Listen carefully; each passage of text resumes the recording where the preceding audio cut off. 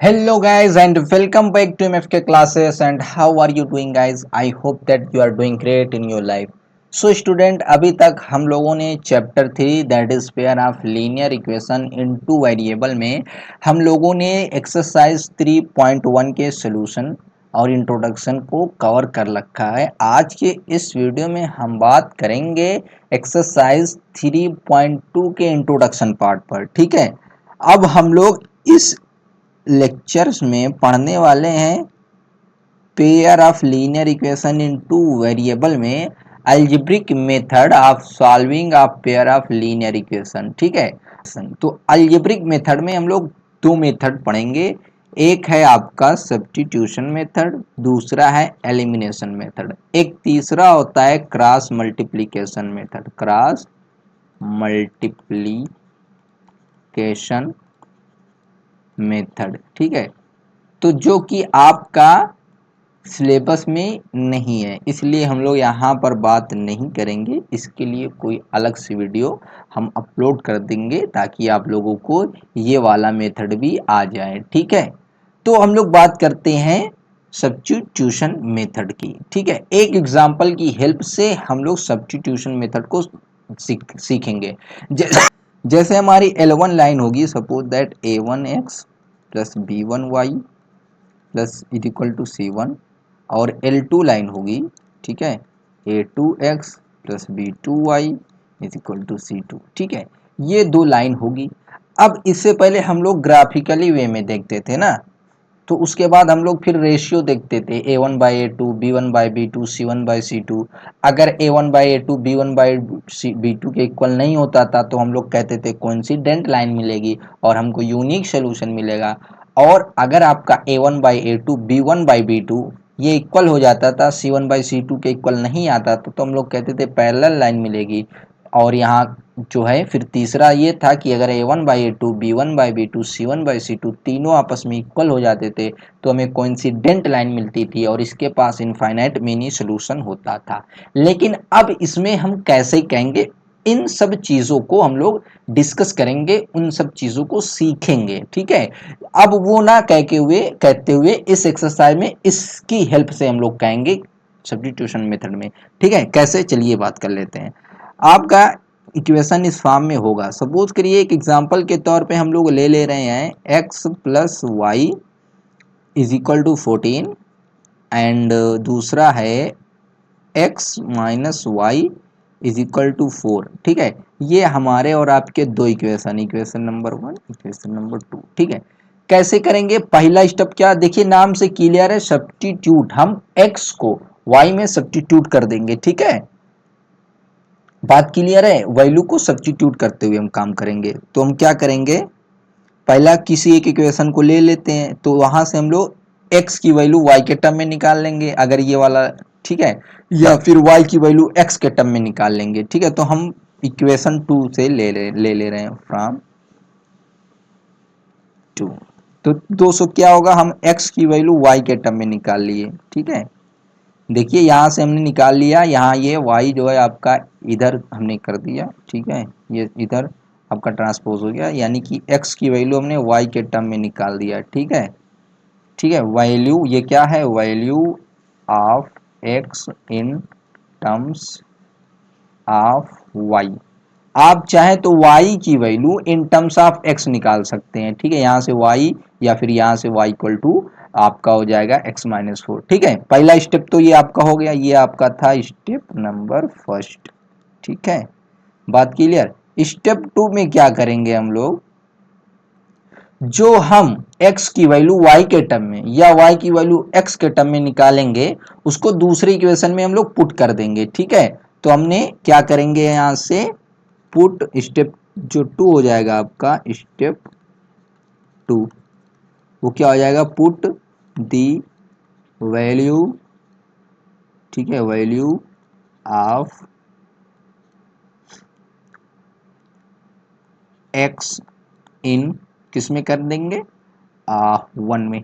ठीक है, इन 1।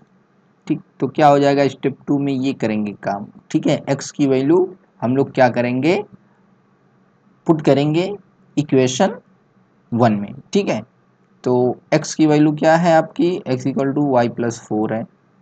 तो हमारा जो इक्वेशन 1 है x plus y equal to 14 है, और x की वैल्यू क्या है y प्लस 4 है, प्लस y यहाँ पहले से है इक्वल टू 14। तो ये क्या हो जाएगा, y बाई 2y हो जाएगा, प्लस 4 इक्वल टू 14। तो 2y is equal to 14 minus 4, y is equal to 10/2, y equal to 5। बात समझ में आई कि नहीं आई? ठीक है, तो दूसरे स्टेप में हमारी x या y की वैल्यू निकल के आ जाएगी। अब जब आपकी x या y की वैल्यू निकल के आई, उस x या y की वैल्यू आप चाहे इक्वेशन 1 में पुट कर दीजिए, चाहे इक्वेशन 2 में पुट कर दीजिए। ठीक है, तो हम लोग क्या करेंगे, put the value of y इन, आपको जो इक्वेशन आसान लगेगा उसमें पुट कर दीजिए, हम लोग दूसरे में पुट कर दे रहे हैं।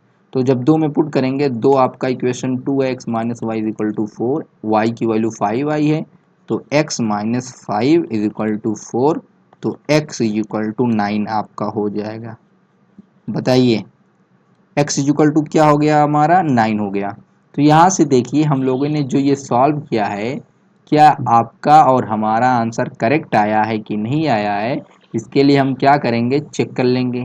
ठीक है, कैसे चेक करेंगे, कैसे चेक करेंगे, देखिए हम उसी x और y की वैल्यू या तो इस इक्वेशन में या तो इस इक्वेशन में रख देंगे, दोनों को सेटिस्फाई करना चाहिए। यही तो होता है, x और y की वैल्यू वो वाली निकले जो इस इक्वेशन को सेटिस्फाई कर ले। तो चलिए हम लोग x और y की वैल्यू 1 में पुट कर दे रहे हैं। ठीक है, तो x की वैल्यू 9 है। ठीक है, x plus y is equal to 14 आपका इक्वेशन 1 ये है। तो x की वैल्यू 9 है, y की वैल्यू, x की वैल्यू 9 है, y की वैल्यू 5 है, तो ये क्या मिल रहा है 14। ठीक है, और आपका राइट साइड भी 14 है, तो लेफ्ट हैंड साइड इक्वल है राइट हैंड साइड के, है ना। तो हमने यहाँ से चेक कर लिया, आपका जो आंसर आया है x और y की जो वैल्यू आई है बिल्कुल करेक्ट है। बात क्लियर, बिल्कुल क्लियर है। हम लोग एलिमिनेशन मेथड को दूसरे लेक्चर में बात करेंगे। ठीक है, अब हम नेक्स्ट क्वेश्चन की तरफ बढ़ते हैं। हमारा नेक्स्ट क्वेश्चन कह रहा है solve the following pair of equations bye substitution method. हमारा इक्वेशन क्या क्या दे रखा है, हमारा इक्वेशन जो दिया है 7x minus 15y is equal to 2 है, और x plus 2y is equal to 3 है। ये आपका इक्वेशन नंबर 1 है, ये इक्वेशन नंबर 2 है।